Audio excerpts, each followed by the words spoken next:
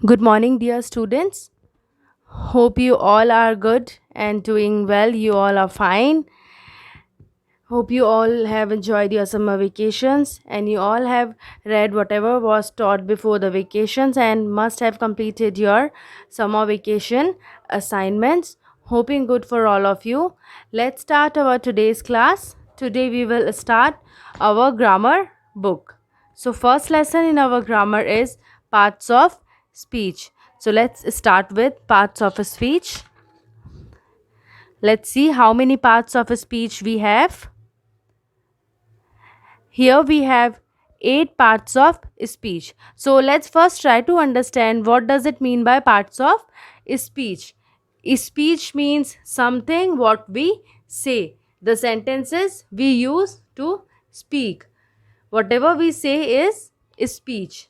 And our speech is a collection of some words.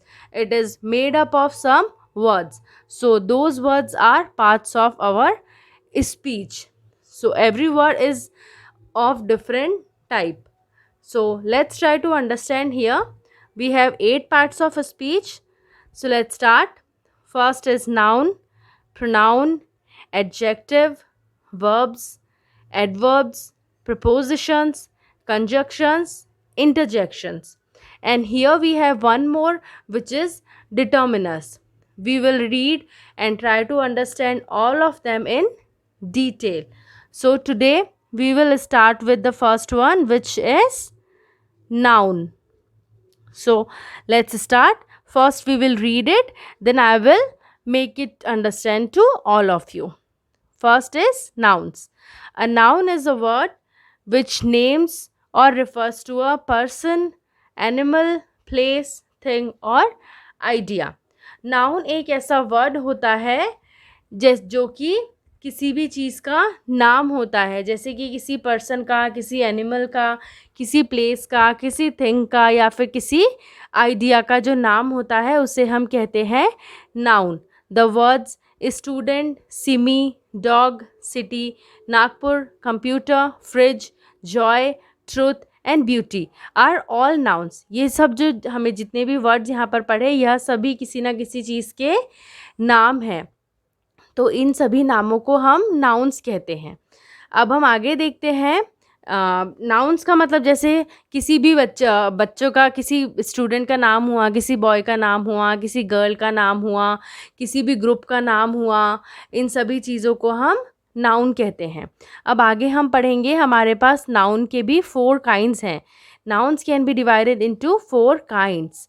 First हम पढ़ते हैं common noun.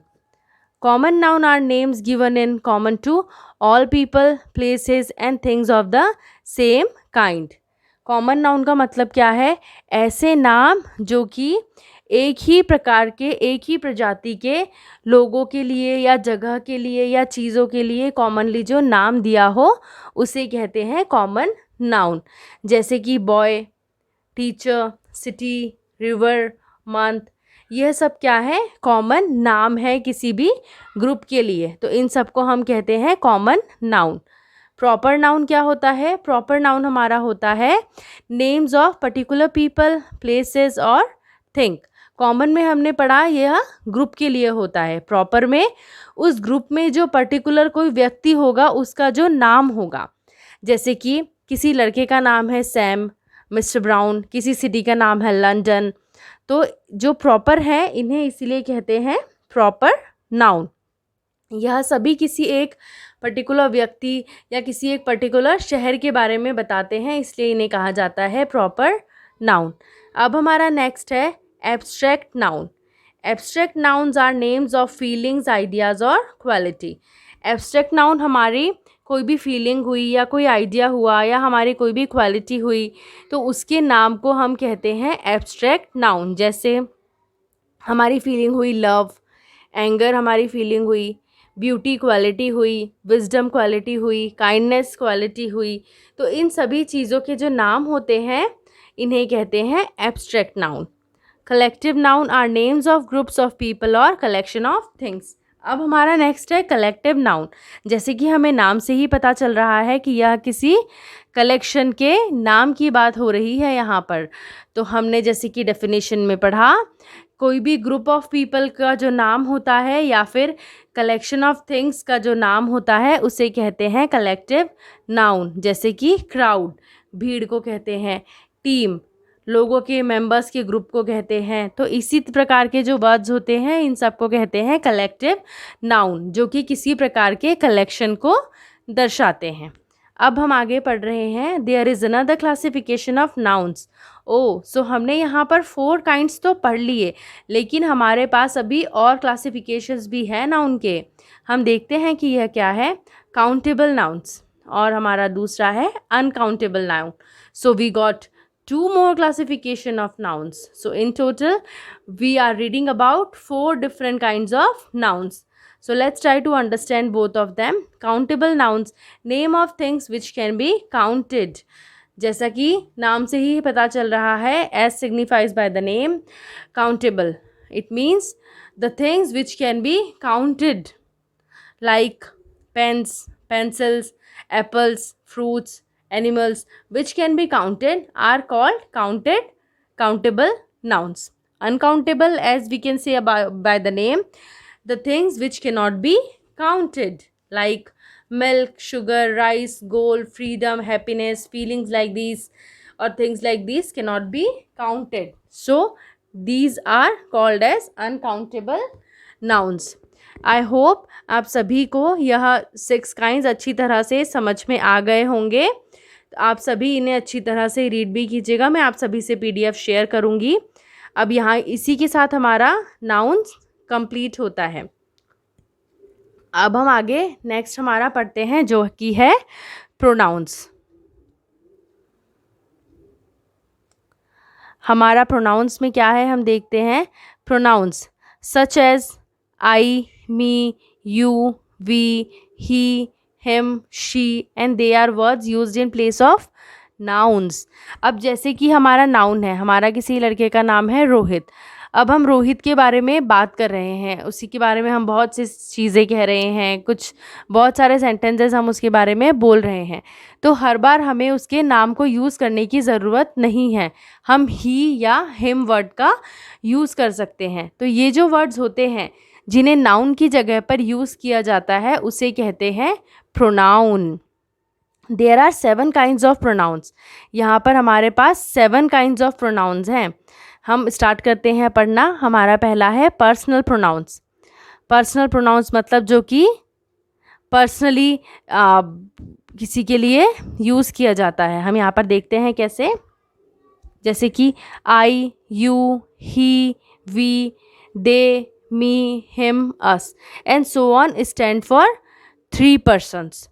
Personal pronouns का मतलब ये हुआ जो कि फर्स्ट पर्सन, सेकेंड पर्सन या फिर 3 पर्सन्स के लिए यूज़ हो सकता है। जैसे कि आई हम खुद के लिए यूज़ करते हैं, यू हमारे सामने जो है हम उसके लिए यूज़ कर सकते हैं, ही हम किसी पर्टिकुलर व्यक्ति जिसके बारे में हमें पता है हम बात कर रहे हैं हम उसके लिए यूज़ कर सकते हैं, वी का यूज़ हम जितने भी लोग हैं वहाँ पर हम उनके लिए वी का यूज़ कर सकते हैं।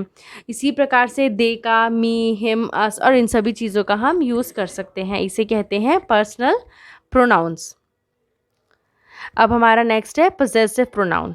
पोजेसिव प्रोनाउन का मतलब जैसे ऐसे वर्ड्स जिनसे पता चलता है किसी चीज़ पर अधिकार। पोजेशन का मतलब होता है अधिकार, जैसे कि mine, his, hers, ours, yours, theirs are use to show possession. ऐसे शब्द जिनसे कि किसी भी चीज़ पर किसी का अधिकार साबित होता हो उन्हें कहते हैं पोजेसिव प्रोनाउन। जैसे हमने किसी पेन के लिए कहा this pen is mine, this book is hers, this pencil is his, this class is ours, this house is yours, this house is theirs.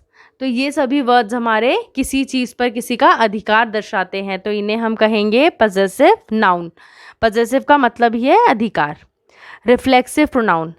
Reflexive pronoun का मतलब क्या है, when the action done by the subject turns back. मतलब myself, yourself, himself, herself, ourself, yourself, themself are used when the action done by the subject turns back. जैसे कि हम कहते हैं take care of yourself, मतलब कि हम उसे कह रहे हैं उसे खुद ही खुद का ध्यान रखना है। तो सब्जेक्ट, जैसे हमने यहाँ पर बोला when the action done by the subject turns back, मतलब कि जो सब्जेक्ट है यहाँ पर जिसके बारे में हम बात कर रहे हैं हम उसे ही कह रहे हैं कि take care of yourself, तुम खुद ही खुद का ध्यान रखो। तो जब भी हम इस प्रकार के सेंटेंसेस या इस प्रकार के जो वर्ड्स हमें यहाँ पर एग्जाम्पल के लिए दिए गए हैं, जब हम इस प्रकार के वर्ड्स का यूज़ करते हैं तो यह सभी वर्ड्स हमारे कहलाते हैं रिफ्लेक्सिव प्रोनाउन। हमने 3 टाइप्स के प्रोनाउन पढ़ लिए, हमारे पास 7 है, so we have to understand 4 more pronouns here. हम आगे पढ़ते हैं, हमारा है डिमॉन्स्ट्रेटिव प्रोनाउन। ये प्रोनाउंस होते हैं this, that, these, those are used to point out somebody और समथिंग। अब इसका मतलब ये हुआ इन डिमॉन्स्ट्रेटिव प्रोनाउंस, मतलब कि जो कि किसी व्यक्ति की तरफ या किसी चीज़ की तरफ इशारा कर रहे हों या फिर किसी पर्टिकुलर चीज़ या किसी पर्टिकुलर व्यक्ति के बारे में बता रहे हों। जैसे कि हमें यहाँ पर एग्जाम्पल दिया ही हुआ है दिस, दैट, दीज, दोज, ये जो चारों वर्ड्स होते हैं यह डिमॉन्स्ट्रेटिव प्रोनाउन कहलाते हैं। अब हमारा नेक्स्ट है इंटेरोगेटिव प्रोनाउन। इंटरोगेटिव प्रोनाउन क्या है हम पढ़ते हैं। जैसे कि हमें पता है इंट्रोगेटिव का मतलब है हम जहाँ पर किसी भी शब्द का यूज़ करके किसी से क्वेश्चन पूछते हों, जैसे कि व्हाट, विच, हु, वूम, हुज, ये सभी शब्दों का हम यूज़ कब करते हैं, जब हमें किसी से कोई प्रश्न पूछना होता है, हम किसी से कोई क्वेश्चन आस्क करते हैं। तो यह सभी वर्ड्स कहलाते हैं हमारे इंटरोगेटिव प्रोनाउन। अब हमारा नेक्स्ट है आगे हमारा रिलेटिव प्रोनाउन। रिलेटिव प्रोनाउन का मतलब हम पढ़ते हैं क्या होता है, that, which, who, whom are used to relate the noun back. This is the boy who helped me. जैसे कि जो कि नाउन का ही रिलेशन नाउन से बताता हो, जैसे कि this is the boy who helped me.